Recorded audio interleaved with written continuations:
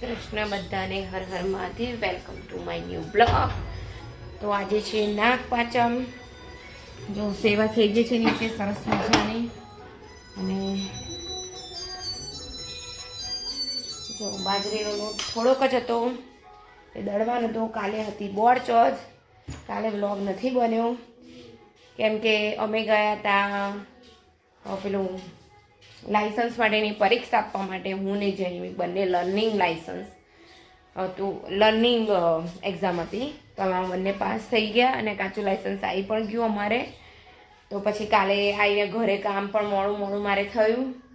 11:15 તો હું આવી એક્ઝામ આપીને. 8 વાગ્યાના ગયા હતા. તો પછી કાલે તો દળાઈ નહીં, એટલે દળવાનું રહી ગયું હતું. થોડોક જ લોટ હતો ને અત્યારે કુલેરના બધું બનાવવાનું હોય એટલે જો અહીંયા બાજરીનો લોટ દળાઈ ગયો છે મસ્ત મજાનો.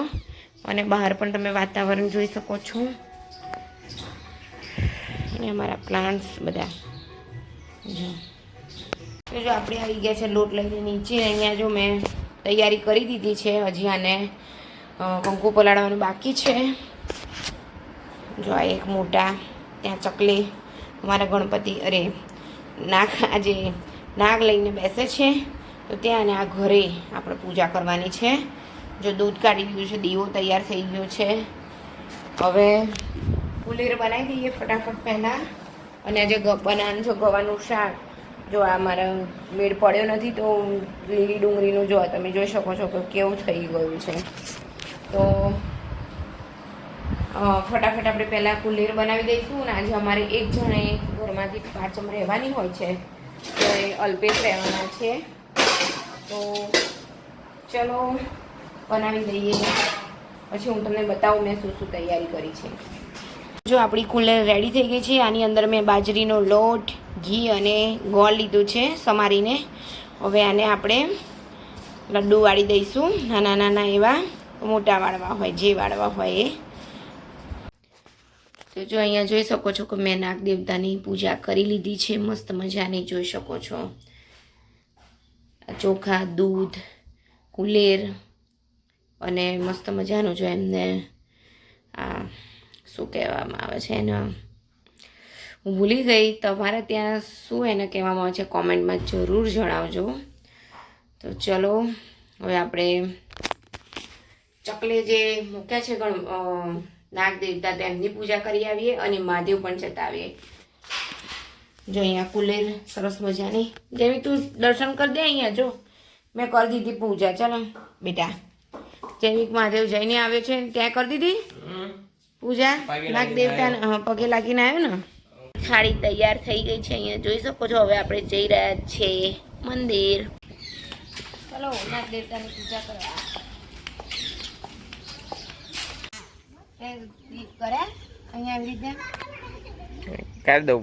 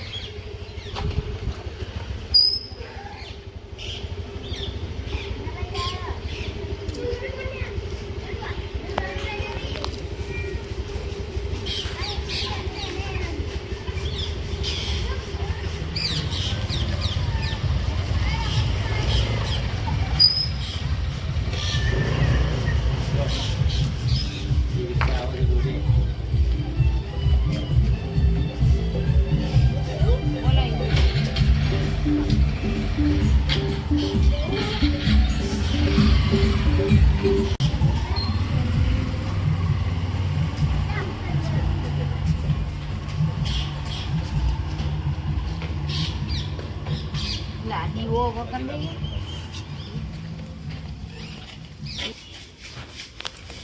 હોય છે પેલા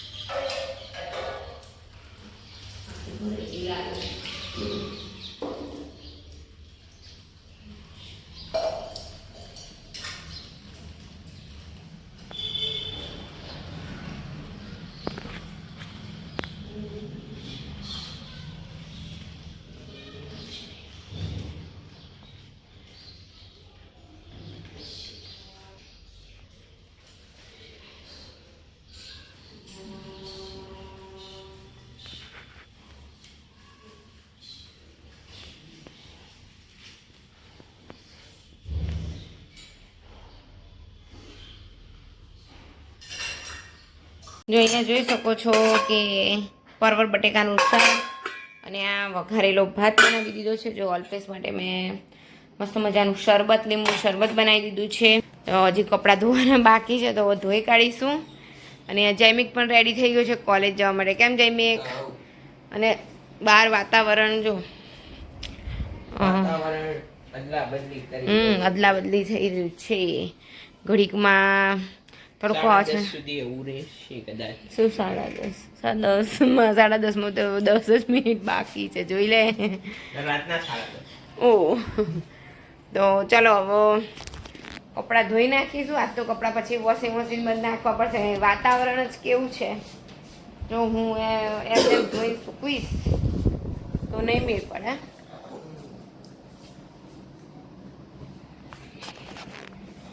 જો તો આ મારા ગામનું તળાવ છે, જોઈ શકો છો તમે. અને હું આવી હતી તન્મયની સ્કૂલે, થોડોક સહી કરાવવાની હતી એટલે.